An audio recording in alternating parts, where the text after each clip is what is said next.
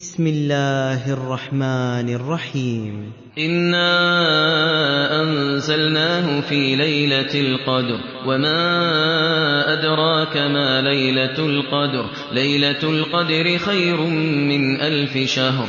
السلام علیکم ورحمۃ اللہ وبرکاتہ. حامدا و مسلیا اما بعد. لیلۃ القدر کی تلاش. سامعین کرام، رمضان المبارک کی جس رات میں اللہ تعالیٰ نے قرآن کریم نازل فرمایا اسے اللہ نے 30ویں پاری کی سورہ قدر آیت نمبر 1 میں لیلۃ القدر یعنی قدر والی رات قرار دیا ہے. ارشاد ربانی ہے انا انزلناہ فی لیلۃ القدر. یہی وہ رات ہے جسے اللہ رب العالمین نے مبارک رات قرار دیا. نیز سورہ دخان میں فرمایا انا انزلناہ فی لیلۃ مبارکہ. اس مبارک رات سے لیلۃ القدر مراد ہے جو رمضان کی ہی ایک رات ہے، جیسا کہ سورہ بقرہ میں ارشاد فرمایا رمضان کا وہ مہینہ ہے جس میں قرآن نازل کیا گیا. اللہ نے لیلۃ القدر کی عظمت و شان بیان کرتے ہوئے فرمایا وما ادراک ما لیلۃ القدر لیلۃ القدر خیر من الف شہر. آپ کو کیا معلوم کہ شب قدر کیا ہے؟ شب قدر 1000 مہینے سے بہتر ہے.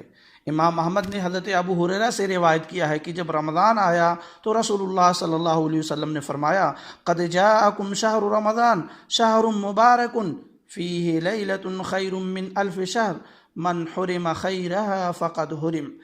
تمہارے پاس ماہ رمضان آ گیا جو ماہ مبارک بھی ہے، اس میں ایک رات ایسی ہے جو 1000 مہینے سے بہتر ہے. جو اس رات کی خیر و برکت سے محروم رہا وہ بلا شبہ بڑا محروم رہا.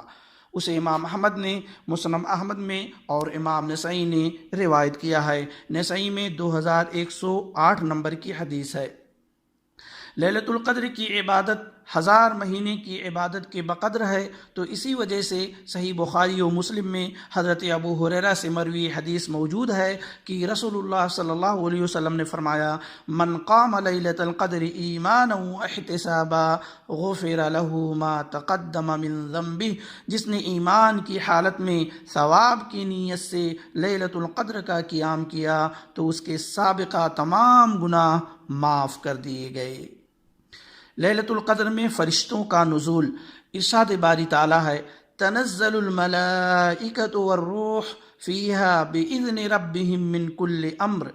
اس رات میں فرشتے اور روح الامین یعنی جبریل علیہ السلام اپنے پروردگار کے حکم سے ہر کام کے لیے اترتے ہیں. اس رات کی کثرت برکت کی وجہ سے اس میں فرشتے بھی بکثرت نازل ہوتے ہیں، کیونکہ جب برکت و رحمت نازل ہوتی ہے تو فرشتے بھی نازل ہوتے ہیں. جیسا کہ تلاوت قرآن کے وقت نازل ہوتے ہیں، ذکر الہی کی محفلوں کو چاروں طرف سے گھیر لیتے ہیں اور حقیقی طالب علم کی تعظیم کے پیش نظر اپنے پروں کو اس کے لیے بچھاتے ہیں.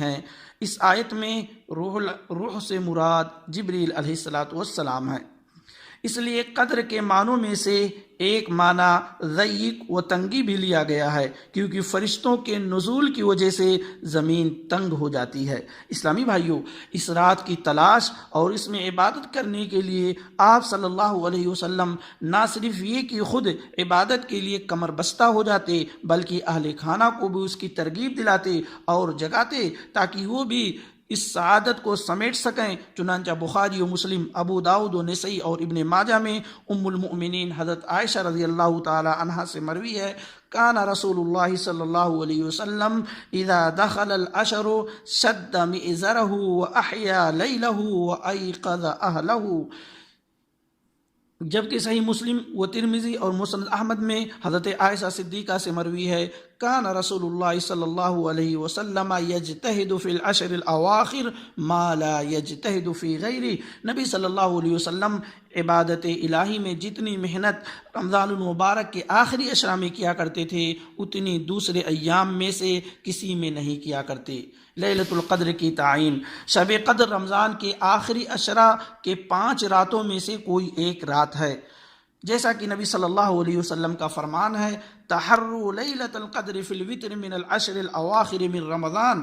شب قدر کو رمضان کے آخری اشرا کی طاق راتوں میں سے تلاش کرو.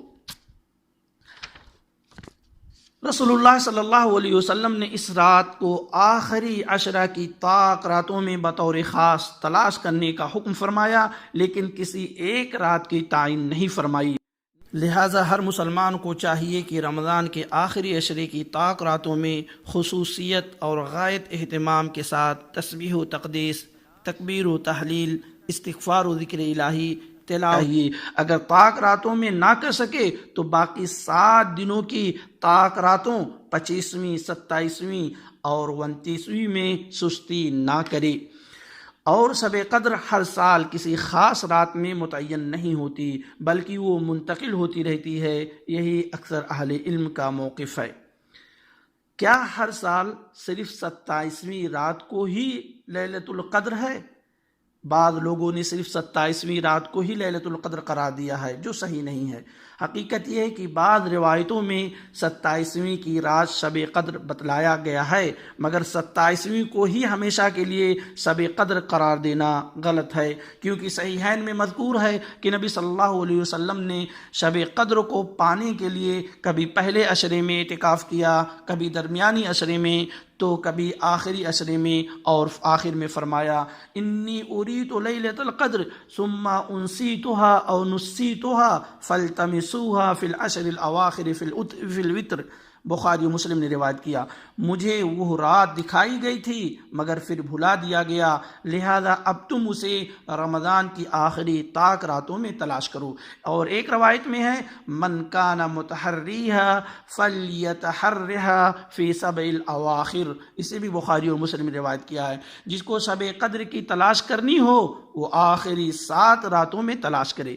خلاصہ کے طور پر ہم کہہ سکتے ہیں کہ یہ رات ہر سال آخری عشرہ کی 5 طاق راتوں، کبھی 21ویں، کبھی 23ویں، کبھی 25ویں، کبھی 27ویں، تو کبھی 29ویں میں سے کسی ایک رات میں منتقل ہوتی رہتی ہے۔ لہذا صرف 27 کو شب قدر تلاش کرنا اور بقیہ طاق راتوں کو بے قدر کر دینا مناسب، وہ درست نہیں ہے۔ ہمیں آخری عشرہ کی طاق راتوں میں ہر رات کو شب قدر تصور کر کے عبادت کرنی چاہیے۔ لیلۃ القدر تعین نہ کرنے میں حکمت۔ صحیح مسلم، ابو داؤد، ابن ماجہ، بیہقی اور مسند احمد میں حضرت ابو سعید خدری کی روایت میں ہے کہ نبی صلی اللہ علیہ وسلم نے فرمایا فقد اریت هذه الليلہ ثم انسیتها، مجھے یہ رات بتلائی گئی تھی کہ کون سی ہے، پھر بھلا دی گئی۔ اب سوال یہ پیدا ہوتا ہے کہ جب اس رات کی تعین کر دی گئی اور بتا دیا گیا کہ وہ رات فلاں ہے، پھر آپ کو اس کے بھلا دیے جانے میں آخر کیا حکمت الہی پنہا تھی؟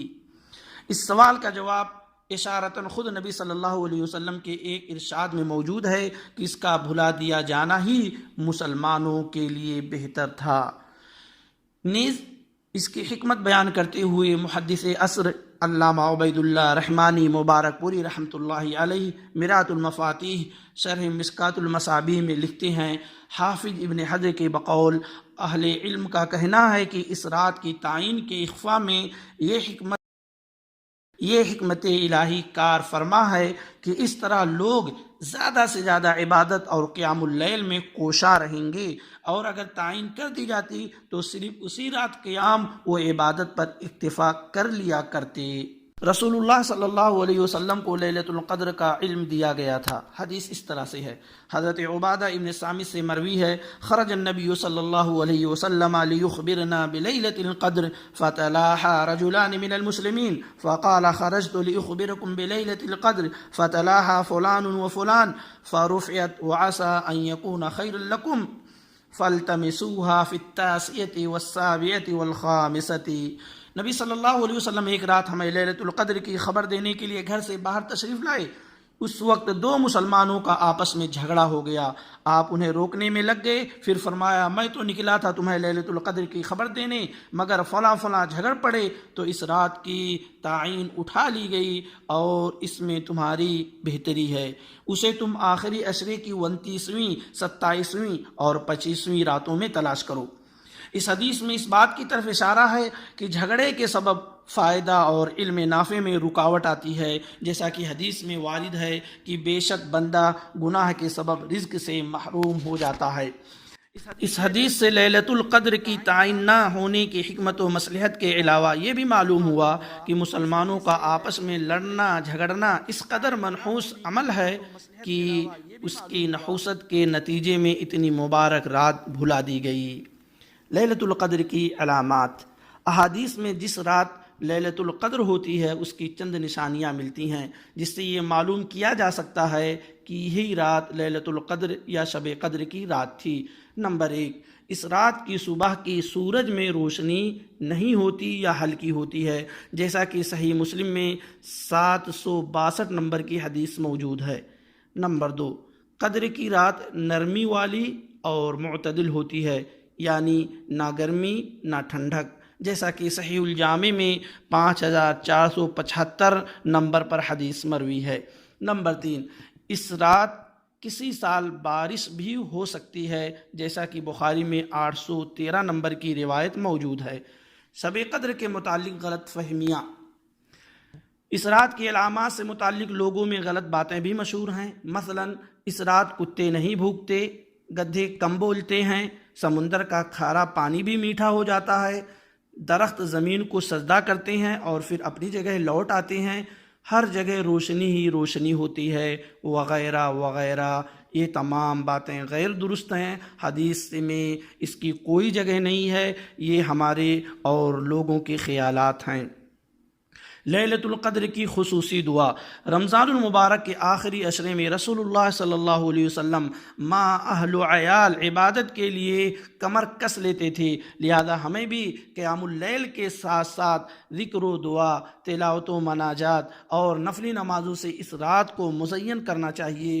اس کے علاوہ شب قدر کی ایک خصوصی دعا بھی ہے۔ ان عائشہ انہا قالت یا رسول اللہ ارأیت ان وافقت لیلۃ القدر ما ادعو قال تقولین اللہم انک عفو تحب العفو فاعف عنی، رواہ ابن ماجہ۔ حضرت عائشہ نے نبی اکرم صلی اللہ علیہ وسلم سے سوال کیا، اگر مجھے لیلۃ القدر مل جائے تو میں کون سی دعا پڑھوں؟ تو آپ صلی اللہ علیہ وسلم نے یہ دعا سکھلائی، اللہم انک عفو تحب العفو فاعف عنی، اے اللہ تو معاف کرنے والا ہے، معافی کو پسند کرتا ہے، لہذا تو مجھے معاف کر دے۔ اس دعا میں اللہم انک عفو کے بعد لفظ کریم بڑھانا، یعنی انک عفو کریم کہنا درست نہیں ہے، کریم کا اضافہ ہمارے اور آپ اور علماء کی طرف سے ہے۔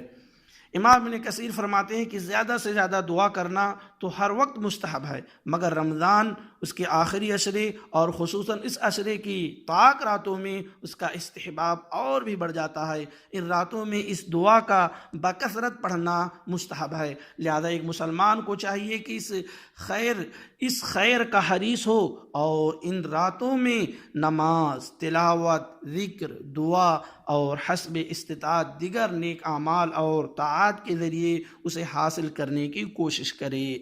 آخر میں اللہ رب العالمین سے دعا ہے، اے اللہ ہمیں ان لوگوں میں سے بنا دے جنہوں نے اس ماہ کے روزے رکھے، شب قدر کو پا لیا اور اجر و ثواب سے مالا مال ہو گئے، اور ہمیں نیکیوں کی طرف بڑھنے والا بنا، ہمیں امن و امان میں رکھ اور ہمیں نعمتوں کی شکر گزاری اور اچھی عبادت کی توفیق دے، آمین۔ والسلام علیکم ورحمۃ اللہ وبرکاتہ۔